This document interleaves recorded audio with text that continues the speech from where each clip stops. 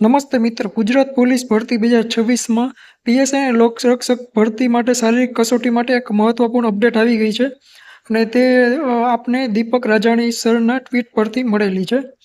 તો આપણે તેની ચર્ચા કરી જોઈએ. ગુજરાત પોલીસ ભરતી 2026 શારીરિક કસોટી અપડેટમાં છે.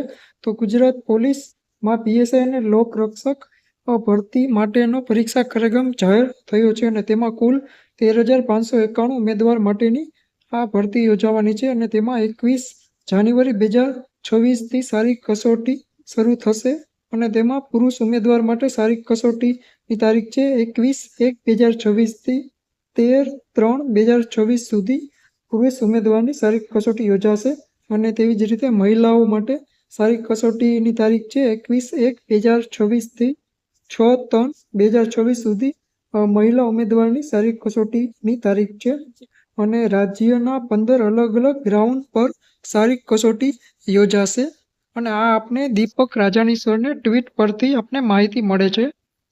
જો તમને વિડીયો સારો લાગ્યો હોય તો મારી ચેનલને સબસ્ક્રાઈબ કરો. ધન્યવાદ.